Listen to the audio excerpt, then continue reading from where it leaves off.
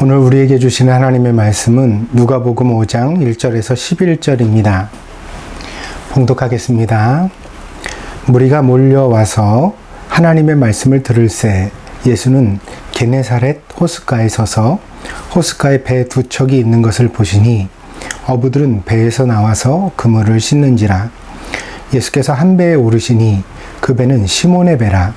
육지에서 조금 떼기를 청하시고 앉으사 배에서 무리를 가르치시더니 말씀을 마치시고 시몬에게 이르시되 깊은 데로 가서 그물을 내려 고기를 잡으라. 시몬이 대답하여 이르되 선생님, 우리들이 밤이 새도록 수고하였으되 잡은 것이 없지만은 말씀에 의지하여 내가 그물을 내리리이다 하고, 그렇게 하니 고기를 잡은 것이 심이 많아 그물이 찢어지는지라. 이에 다른 배에 있는 동무들에게 손짓하여 와서 도와달라 하니 그들이 와서 두 배의 채움에 잠기게 되었더라.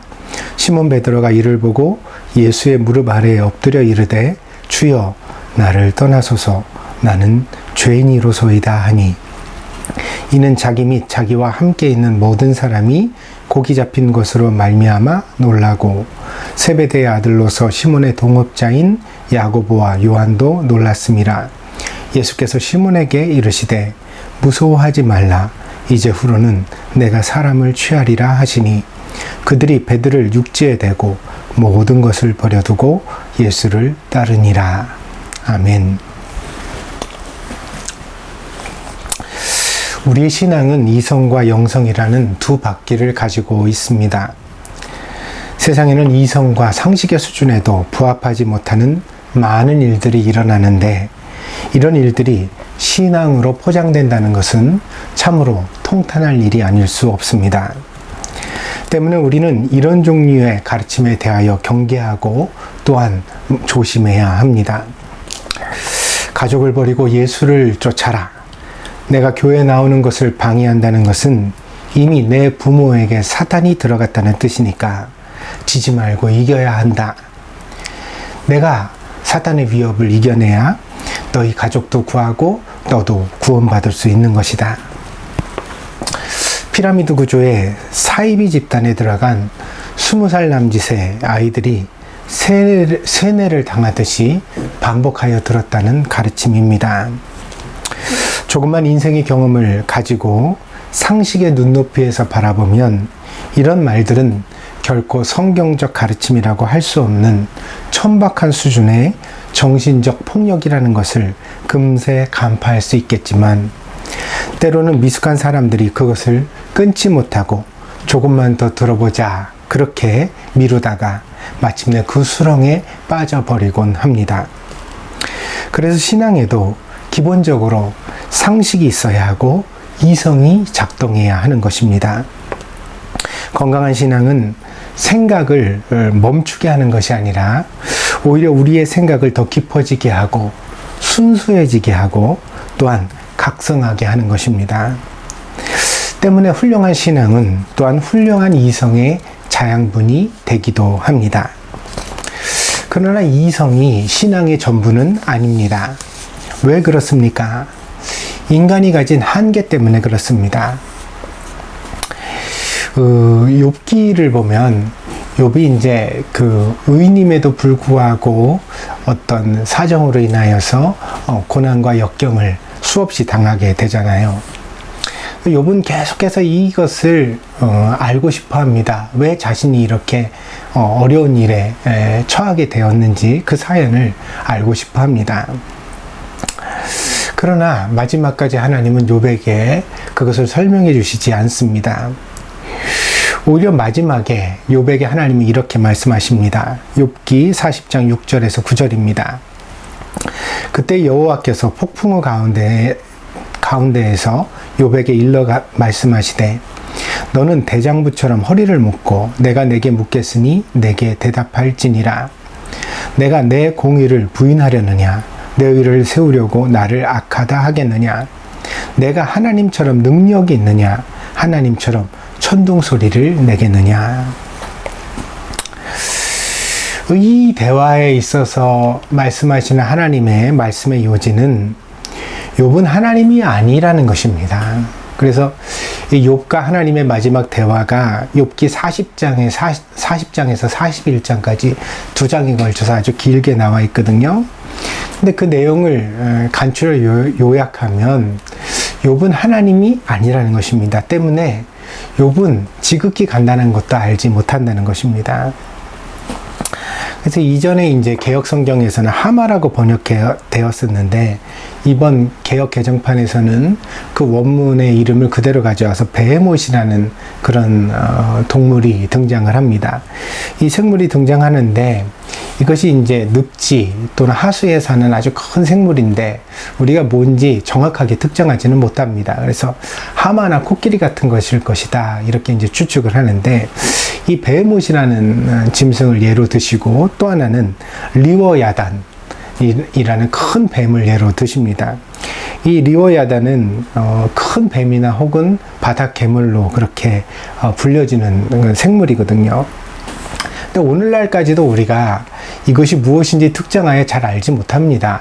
그래서 우리가 미처 알지 못하는 어떤 심해에 있는 어떤 특별한 생물일 것이다 이렇게 추측을 하기도 하는데 우리도 알지 못하는 만큼 아마 욥도 이 생물에 대하여서는 명확하게 지식을 가지고 있지 못했던 것 같습니다. 하나님이 세상에 어떤 생물이 살아가는 것조차도 잘 알지 못하면서 하물며 인생의 비밀을 내 인생의 어떤 의문들을 다 알 수 있겠느냐 이렇게 이제 욥에게 반문하시고 있는 것이지요. 예전에 하나님을 보여달라는 사람이 있었다고 합니다. 그러자 랍비는 그 사람을 데리고 들판으로 나아갔습니다. 그리고 태양을 손가락으로 가리키면서 저 태양을 똑바로 쳐다보라고 말했습니다. 그러자 그 사람이 이렇게 대답합니다. 내가 궁금한 것은 하나님이지 태양이 아닙니다. 저 태양을 직시하면 눈이 멀게 된다는 것은 상식이 아닙니까? 나를 바보로 하십니까? 왜 태양을 똑바로 쳐다보라고 하십니까? 그러자 그에게 랍비가 다시 이렇게 말했습니다. 당신은 하나님께서 지극히 간단하게 만드신 태양의 영광조차 똑바로 쳐다보지 못하는 눈을 가지고 있으면서 어떻게 온 우주를 만드신 하나님을 보겠다고 합니까? 작은 주머니에 큰 물건을 넣으면 주머니가 찢어지는 것을 알지 못합니까? 이와 마찬가지로 사람이 감히 하나님을 감당할 수 없는 존재라는 것은 지극히 당연한 일입니다. 그래서 하나님은 실험의 대상이 아니라 우리에게 경배의 대상이신 것입니다. 욥에게 하나님께서 말씀하신 바도 이 랍비가 말하는 교훈과 크게 다르지 않습니다. 하나님은 우리의 상식과 이성을 만드신 분이 분명합니다. 그러니 그 상식과 이성의 주머니에 하나님을 담을 수는 없다는 것입니다. 그래서 이것을 가리켜 성경은 하나님을 광대하시다라고 표현합니다. 이 말은 하나님의 덩치가 크다는 뜻이 결코 아닙니다. 하나님께서는 우리의 법칙, 우리의 경험, 우리의 상상의 범위를 훨씬 뛰어넘는 초월된 분이라는 사실을 말하고 있는 것입니다. 때문에 주 여호와는 광대하시다라는 말은 필연적으로 주 여호와를 경배하라는 말로 귀결되는 것입니다. 그래서 우리가 신앙생활을 해갈 때는 이 두 가지 차원을 마치 자전거의 두 바퀴처럼 여겨야 합니다.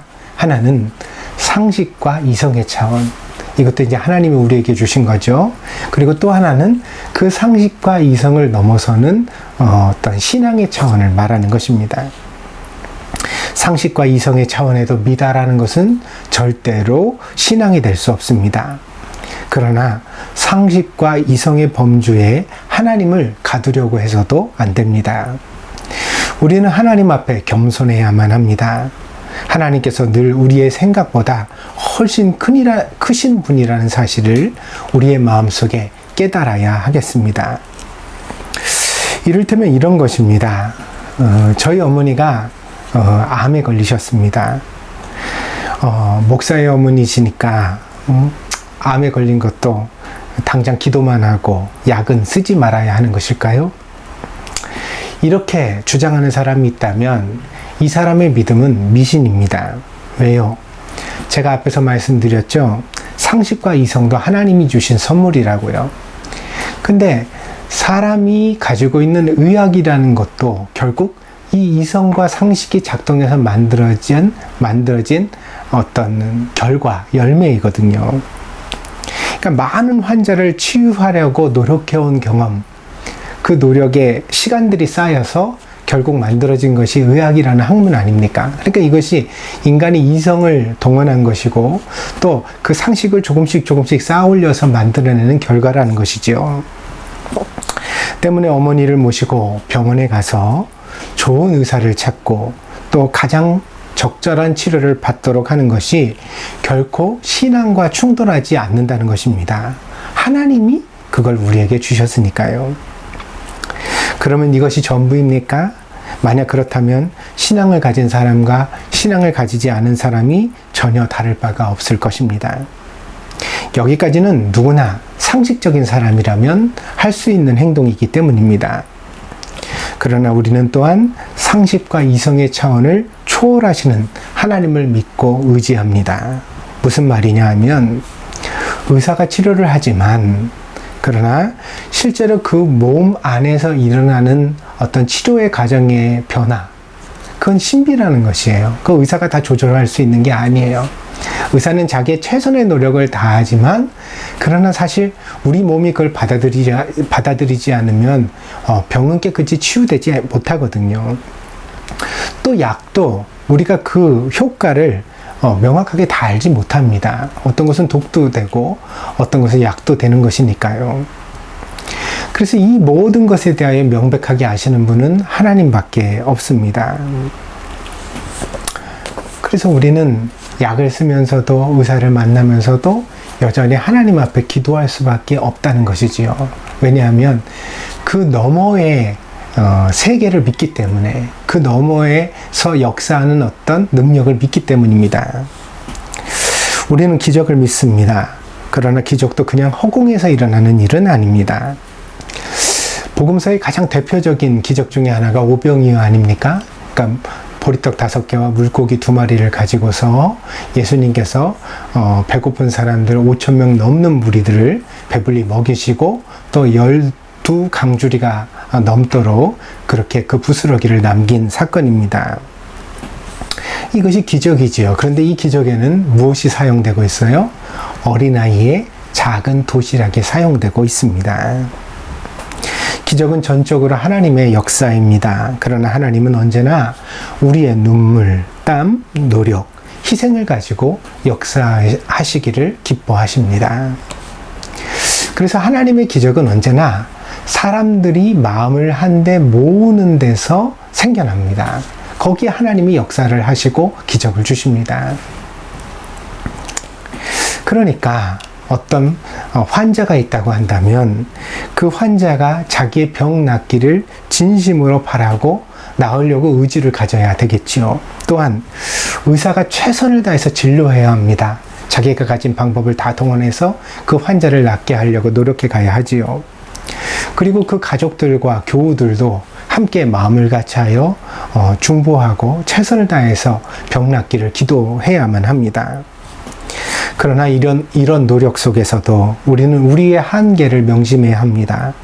우리가 우리의 머리카락 한 올도 희고 검게 할 수 없는 것처럼 사람의 생명과 건강을 결정할 수 있는 능력은 오직 하나님께만 있다는 것.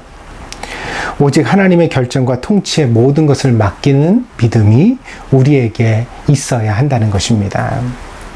그래서 우리가 다 어떻게 해요? 이성과 상식의 노력을 다하지만 하나님 앞에 겸손한 태도를 취하는 것, 그것이 바로 진짜 신앙인 것입니다. 이것을 사도 바울은 온전한 사람이라고 설명했습니다. 사도 바울은 이런 신앙을 가진 사람이 온전한 사람이라고 말합니다. 그래서 에베소 교회에 보낸 편지에 그런 내용이 있습니다. 에베소서 4장 13절입니다. 우리가 다 하나님의 아들을 믿는 것과 아는 일에 하나가 되어 온전한 사람을 이루어 그리스도의 장성한 분량이 충만한 데까지 이르리니. 여기서 믿는 것과 아는 것이 하나 되었다고 그랬으니까 이 온전한 사람이란 것은 결국 온전한 신앙인을 뜻하는 것이겠죠. 그렇다면 온전한 신앙이라는 것은 무엇이에요? 믿는 것과 아는 것. 아는 것은 이성과 상식의 부분이겠죠. 믿는 것은 초월적 부분이겠죠. 이 부분이 하나가 되었을 때 비로소 참된 신앙이 된다고 설교하고 있는 것입니다. 여기까지 긴 설명을 드렸습니다. 왜냐하면 이것을 이해하는 것이 오늘 본문을 풀어가는 핵심 열쇠이기 때문입니다. 오늘 본문은 시몬과 그의 동료들이 예수님의 제자가 되는 과정을 우리에게 보여주고 있습니다. 여기서 시몬은 우리가 잘 알고 있는 제자 베드로입니다. 예수님께서 이 베드로의 가능성을 알아보시고서 그를 게바라 부르셨거든요. 이 게바는 아람어입니다. 아람어로 반석, 큰 바위를 뜻하지요. 그리고 베드로는 히브리어입니다. 히브리어로 이제 반석이란 뜻이지요. 그래서 게바가 곧 반석인 것입니다. 여러분, 가위바위보를 할 때 이 가위바위보도 지역마다 사투리가 서로 다르다는 것 아십니까? 이를테면 바위에 해당하는 말이 충청도에서는 방쿠이랍니다. 그리고 평안도, 강원도, 경상도에서는 방구라고 불려지고요. 경기도나 강원도에서는 이 바위를 바우라고 부릅니다. 심지어 이제 제주도는 외국어인데 완전히 심지어는 이 바위를 왕석이라고 부른답니다. 그래서 가위왕석, 부재기 뭐 이렇게 부르나요? 하여튼 바위를 왕석이라고 부른답니다. 재밌죠? 오늘 이제 이 게바와 베드로라는 말도 비슷한 것입니다. 당시에 서민 대중이 이 아람어를 많이 사용했거든요. 아람이라는 나라가 실제로 있었습니다. 예전에 이스라엘과 이웃 나라였죠. 그런데 예수님 시절에는 이제 망해서 사라지고 없었습니다. 그러나 그 언어가 살아남아서 이스라엘 사람들에게 흔히 쓰여졌던 것이지요. 그래서 마치 이스라엘 사람들에게 이 아람어는 사투리와 같았던 것입니다. 그러니까 예수님께서 사투리로 이 시몬을 향해서 야 바우야 이렇게 말씀을 하셨어요. 나중에 이제 그의 진짜 이름이 바위가 된 거죠. 그래서 이 게바가 베드로가 된 것입니다. 이 베드로를 오늘 시몬이라고 오늘 본문에서 소개하고 있습니다.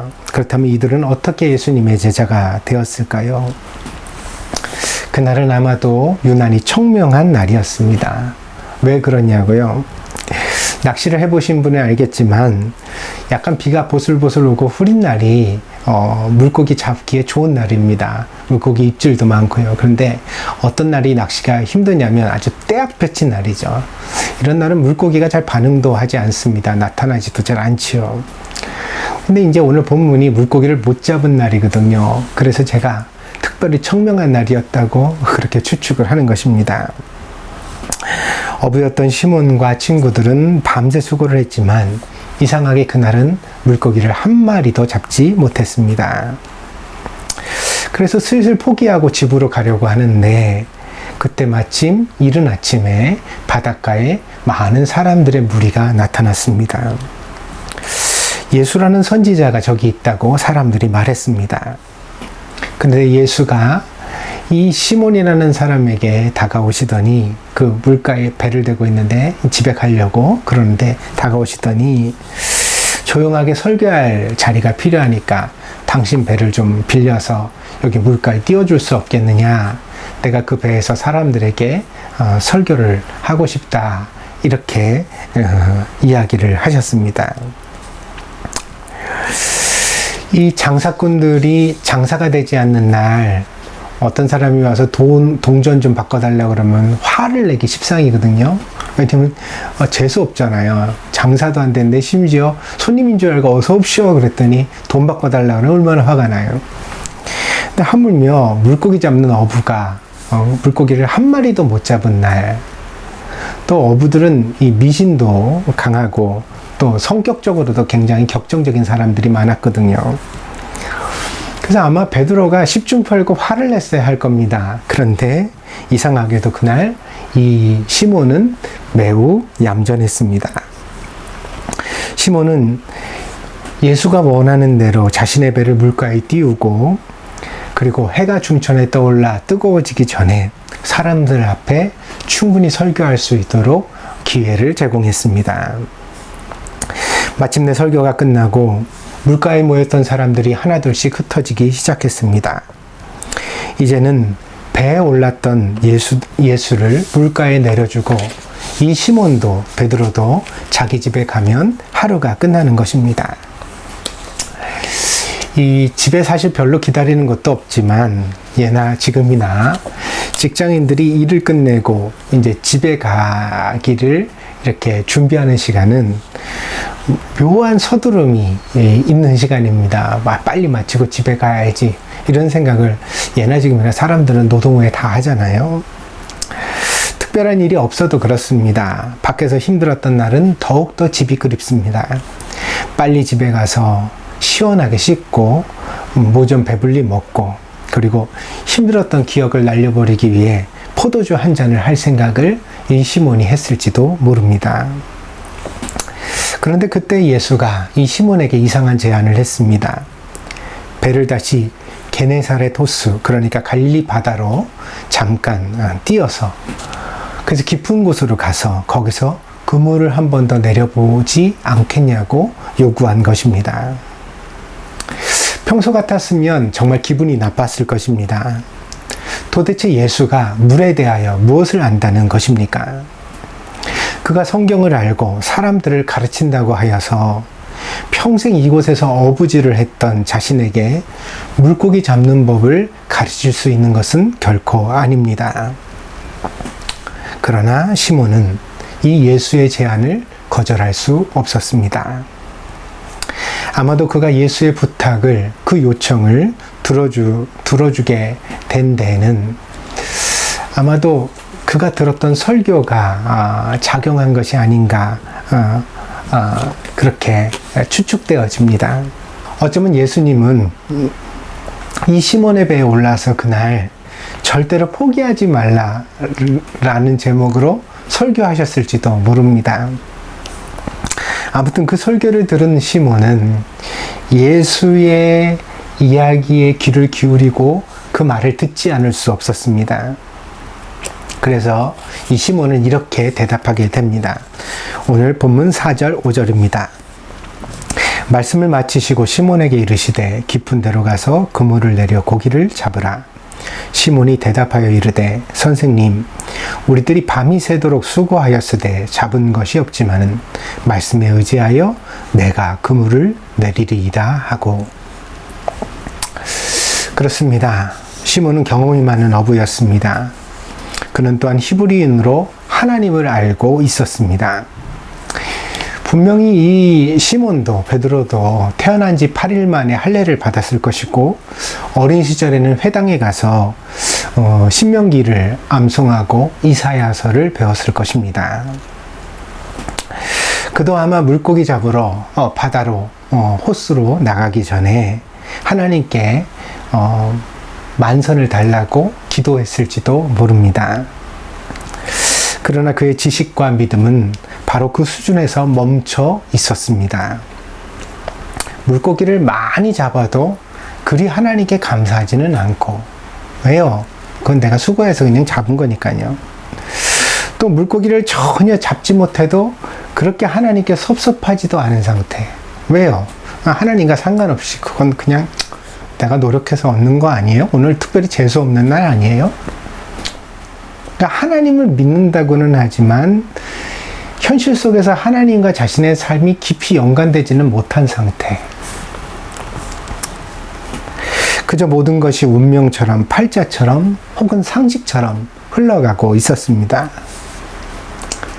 그런데 그런 그에게 예수가 나타난 것입니다. 예수는 그가 전혀 걸어보지 못한 길을 재촉했습니다. 우선 배를 좀 띄자 그랬더니 자기 배니까 같이 뛸 수밖에 없잖아요. 그랬더니 그 배에 앉아가지고 배를 물가에서 조금 떨어지게도 하고 다시 돌아오기도 하는 거가 이 베드로의 일이었을 테니까 누가 제일 설교를 잘 들었겠어요? 베드로가 들었겠죠. 뭐 어떻게 합니까? 많은 사람 들으라고 쩌렁쩌렁 예수님 말씀하셨을 텐데 그 이야기를 같은 조그만 배 안에서 같이 앉아가지고 어떻게 안 들을 수 있습니까? 그렇게 설교를 듣고 났더니 이제 그의 경험, 그의 완고한 고집을 내려놓으라고 그리고 복종하라고 요구하십니다. 내가 밤이 맞도록 물고기를 잡아서 오늘은 물고기 못 잡는 날인데 근데 그 경험, 그 지식 그거 다 내려놓고 다시 한 번만 깊은 데로 가서 금을 내려라. 너 내 말에 복종할 수 있겠니? 예수님 그렇게 베드로에게 말씀하신 것입니다. 결국 시몬은 배를 끌고 깊은 곳에 나가 그물을 던졌습니다. 그리고 그 결과는 참으로 놀라웠습니다. 오늘 본문 6절, 7절입니다. 그렇게 하니 고기를 잡은 것이 심이 많아 그물이 찢어지는지라.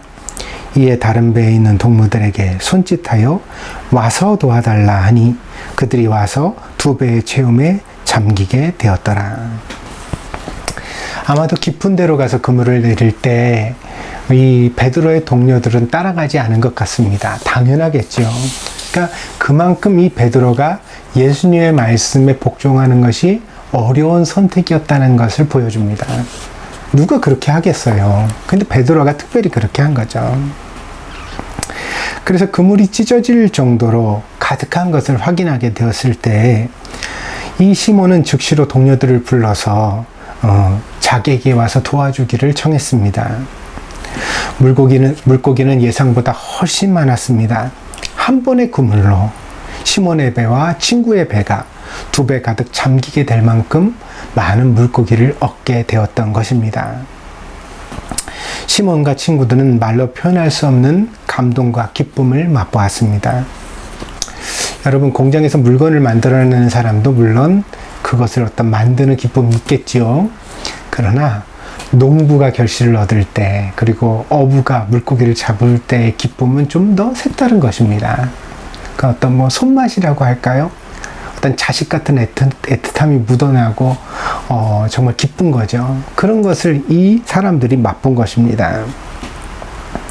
그렇게 두 배가 만선이 된 후에 시몬은 갑자기 예수 앞에 무릎을 꿇습니다. 그는 이렇게 예수 앞에 입을 열었습니다. 8절입니다. 시몬 베드로가 이를 보고 예수의 무릎 아래에 엎드려 이르되 주여 나를 떠나소서 나는 죄인이로소이다 하니. 갑자기 좀 뜬금없어 보입니다. 모든 것이 잘 되었는데 이 무슨 말입니까? 설교도 잘 끝났고 예수는 아마도 배를 빌려 협조해 주었던 베드로의 호의에 대하여 고마워하고 있는 것 같습니다. 그래서 아마 물고기를 많이 잡도록 이렇게 이끌어준 것도 그 답례가 아닐까 합니다. 예수가 어떻게 그렇게 하였는지는 알지 못하지만 적어도 일의 전개상, 내용 어떤 이 사건의 흐름상 그런 예수님의 호의가 느껴지지 않을 수 없습니다. 그렇다면 시몬은 그저 감사하면 됩니다. 그리고 그 많은 물고기를 가지고 빨리 집에 돌아가면 됩니다. 후에 사람들에게 시장터에 나갔을 때 예수라는 선생님을 만났는데 그분은 설교도 참 잘하시고 신기한 능력도 매우 많더라. 이렇게 칭찬하는 말 몇 마디를 곁들인다면 그걸로 충분해 보입니다. 그런데 왜 오늘 시몬은 이렇게 말하고 있을까요? 주여 나를 떠나소서 나는 죄인으로서이다. 우리가 베드로가 왜 이렇게 말하는지 궁금할 것을 아마 누가도 예상했던 것 같습니다. 그는 이 시몬의 뜬금없는 고백 다음에 다음과 같은 설명을 달아 놓았습니다. 9절, 10절입니다. 이는 자기 및 자기와 함께 있는 모든 사람이 고기 잡힌 것으로 말미암아 놀라고 세베대의 아들로서 시몬의 동업자인 야고보와 요한도 놀랐습니다. 제가 이 강의를 할 때마다 늘 설명을 드리는 것 중에 하나인데 성경에 반복된 단어는 항상 강조를 뜻합니다. 그리고 어떤 문맥에서는 부각되어야 할 점 혹은 확인해야 될 점 같은 것들을 반복하여서 설명해 주기도 합니다. 그래서 우리가 어떤 문맥에서 이제 전달하려고 하는 어떤 핵심을 발견하려고 할 때에는 항상 그 본문에 반복되어지는 단어 혹은 반복되어지는 의미를 어떤 중심으로 보아야 할 필요가 있습니다. 누가는 시몬과 시몬의 동료들이 그리고 거기 있었던 모든 사람들이 놀랐다라고 반복하여 말하고 있습니다. 그렇다면 여기서 제일 놀란 사람은 누굴까요? 가장 놀란 사람. 그것은 두말할 나위 없이 바로 시몬입니다.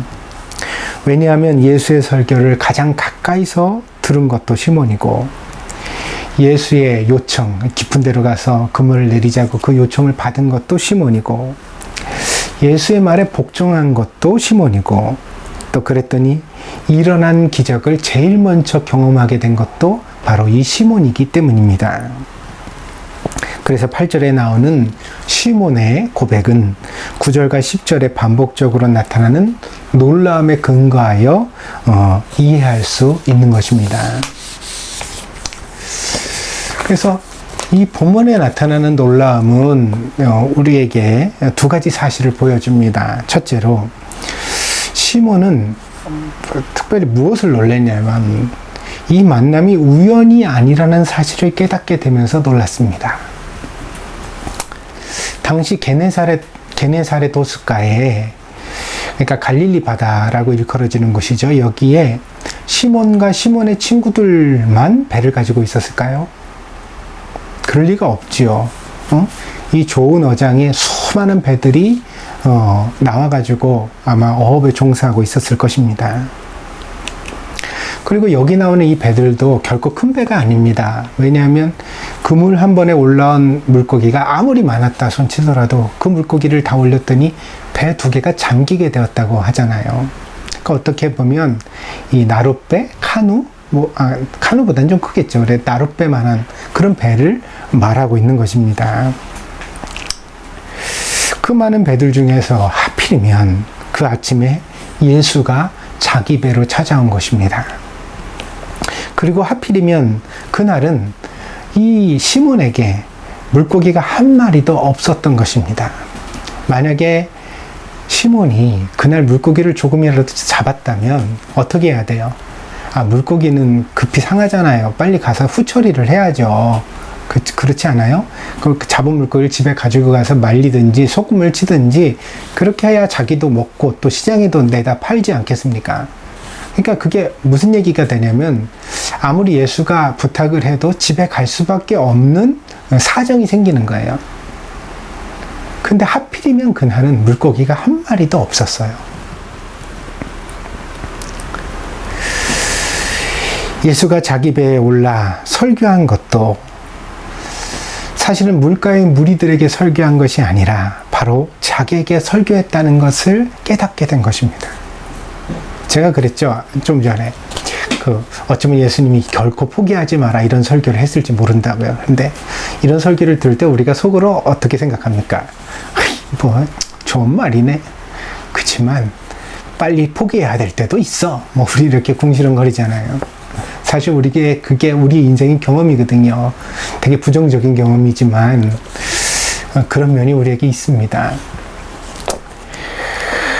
그런데 이제 예수님이 그 설교를 하시고서 그런 설교를 하시고서 베드로에게 깊은 데로 가서 그물 한 번만 더 내리자.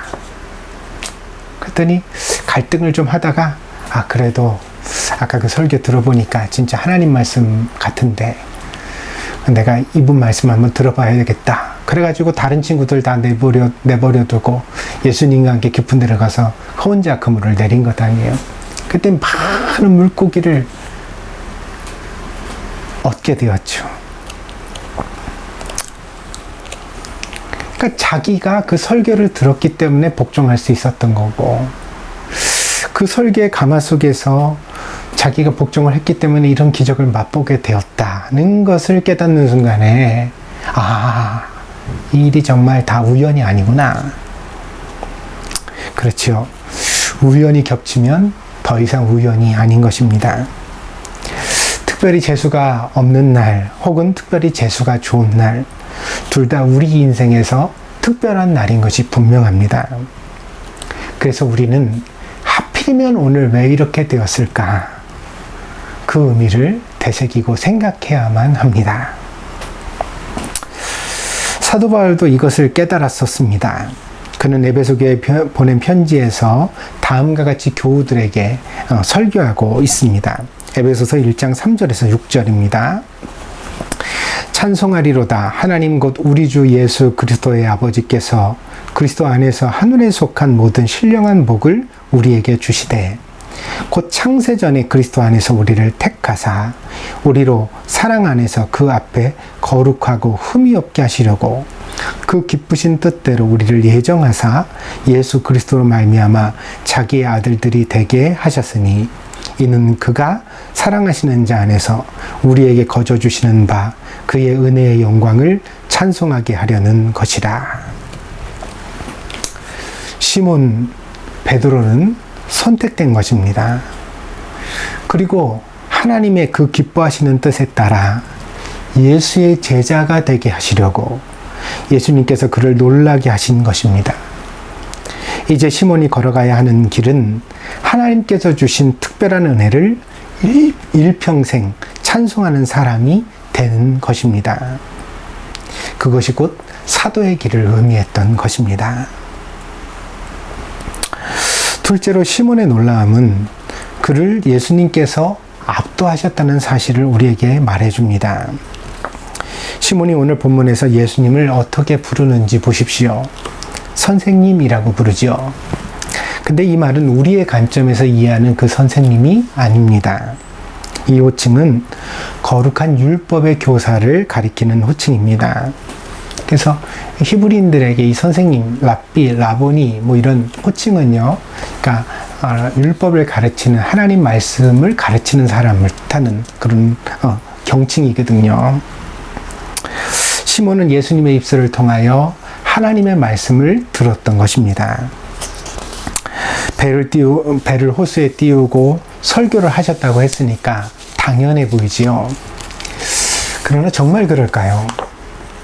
물론 그 호칭이 그저 상대방에 대한 어떤 인사로 하는 말이라면 그렇게 가볍게 지나칠 수도 있습니다.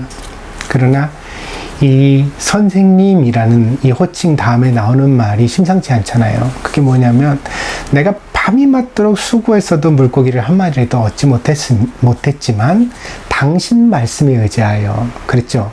그게 그 말씀이 당신 말씀이에요. 당신이 나보다 교사니까 가르치는 사람이니까 내가 말을 듣겠다는 거예요. 그게 아니라 하나님의 율법을 가르친 말씀이었으니까 당신에게서 내가 하나님의 말씀을 들었으니까 그 말씀에 의지하여서 이제 그물을 내리겠다는 것 아니에요.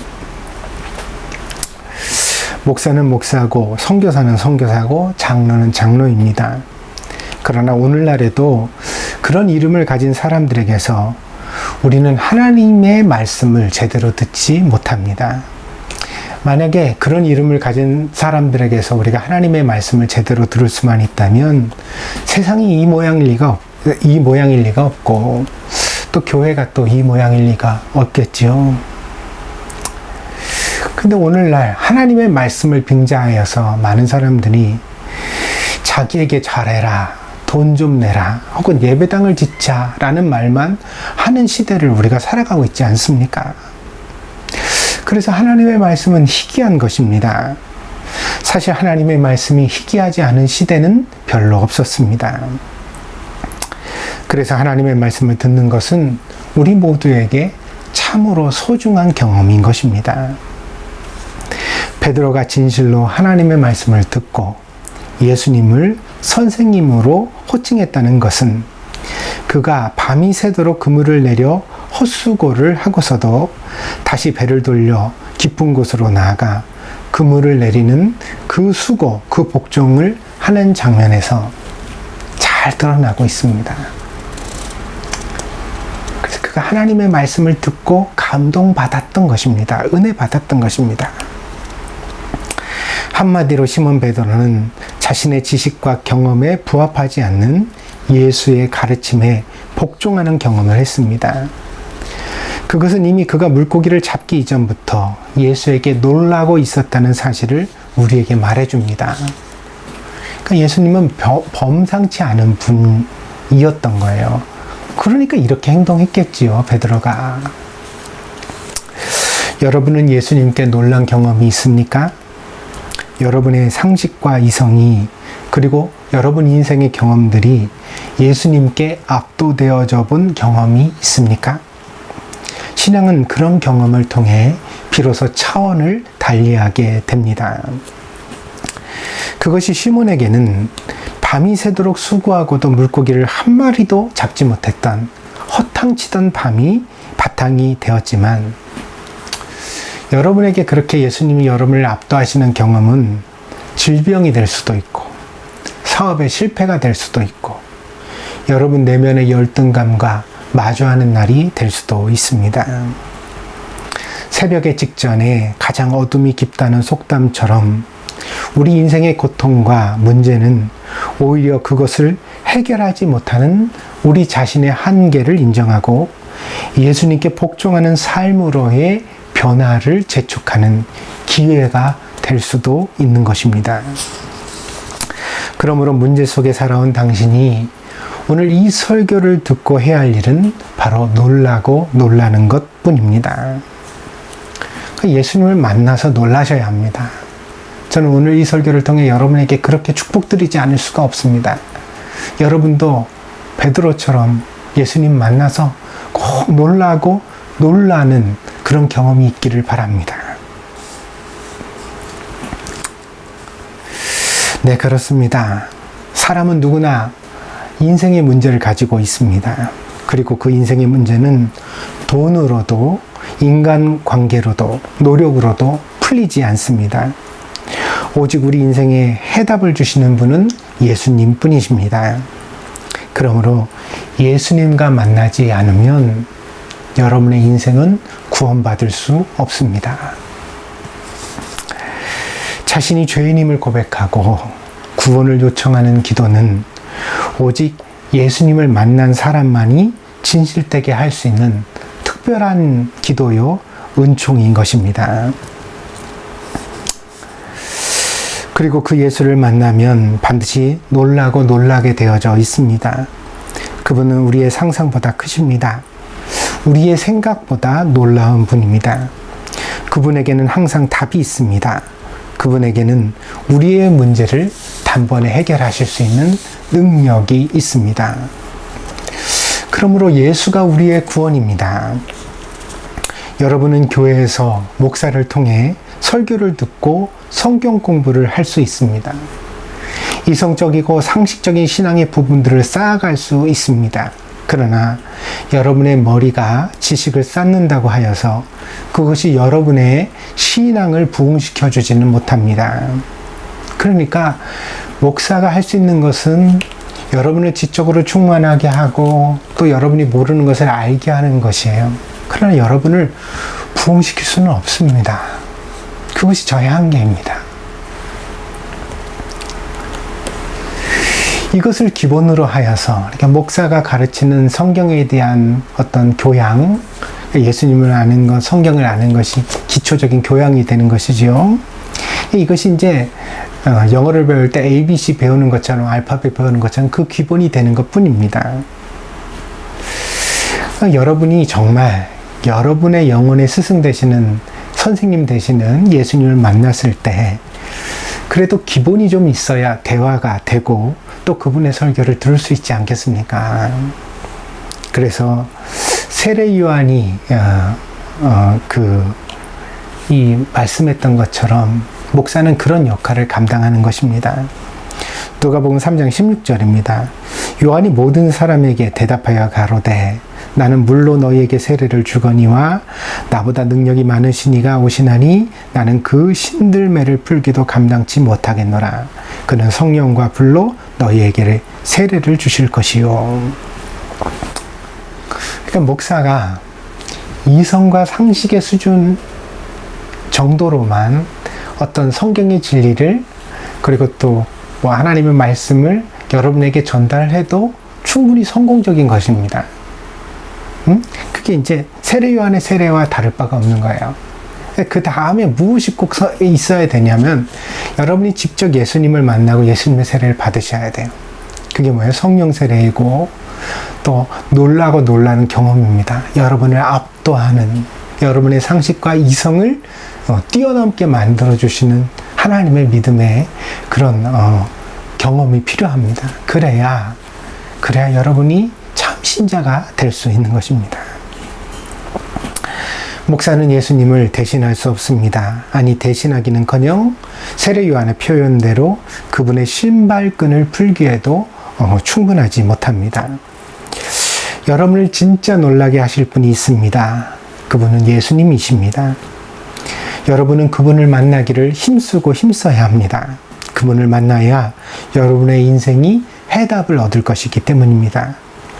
하루를 살아도 후회 없는 삶을 살 수 있는 내적인 충만함과 확신을 얻는 것은 오직 예수를 만나고 그분의 제자가 되는 것 외에는 다른 길이 없습니다. 그러므로 오늘 여러분이 딱딱해진 일상에서라도 예수님을 만나게 해달라고 간절한 마음으로 기도하는 것을 결코 멈추지 마시기를 바랍니다. 예수님을 만나 나도 놀라고 놀라게 해달라고 기도하십시오. 그분이 나를 압도하여 나의 경험과 상식의 틀을 깨트려 달라고, 나를 제자의 길로 인도해 달라고 기도하십시오. 문제가 변하여 복이 되게 해달라고, 어둠이 변하여 빛이 되게 해달라고, 슬픔이 변하여 기쁨이 되게 해달라고 예수님을 갈망하면서 기도하는 여러분들이 되시기를 바랍니다. 예수님과 동행이 되는 것만이 우리 인생의 유일한 소망이기 때문입니다. 이 사실을 명심하는 우리 동경드림교 모든 성도들이 되시기를 진심으로 축원드립니다. 기도하겠습니다. 복되신 주님, 오늘 귀한 예배를 통하여 우리를 놀라고 놀라게 하실 예수님에 대한 소망을 품게 하시니 감사드립니다. 그런 경험을 마음에 품은 그런 신자들이 있다면 하나님 소중히 하고 또한 늘 주님과의 관계를 더 친밀히 하며 그 감동과 감격을 결코 잊지 않는, 첫사랑을 잃지 않는 그런 성도들이 될 수 있도록 하나님께서 저희들의 말씀 생활과 기도 생활을 은혜 가운데 인도하여 주시옵소서. 아직도 이성과 상식으로는 예수님을 알지만 그렇게 자기를 압도하시며 놀라게 하시는 예수님을 만나지 못한 신자들이 있다면 주님, 오늘 이 설교를 듣고 꼭 사모하는 마음을 품게 하여 주옵소서. 정말 예수님 만나기를 고대하는 그런 간절한 마음이 있으면 예수님께서 만나 주실 줄 믿습니다. 나를 간절히 찾는 자가 나를 만나리라 하셨사오니 오늘 그 말씀대로 사랑하는 성도들에게 이루어 주셔서 저들의 평생에 예수를 만나고 예수의 제자가 되는 아버지 하나님 소중하고 특별한 경험이 반드시 있을 수 있도록 하나님 축복하여 주시옵소서. 예수님을 만나면 가장 재수 없었던 날이 가장 복되고 기쁜 날로 변하는 줄 믿습니다. 어둠과 슬픔이 물러가고 우리가 만족하며 기뻐하며 감사하게 되어집니다. 비로소 우리 마음에 하늘의 평화가 가득 채워질 수 있습니다. 주님, 이 소망을 품어서 예수님 앞에 나아가는 저희들이 되게 하여 주시옵소서. 감사를 드리며 예수님의 이름으로 기도하였습니다. 아멘.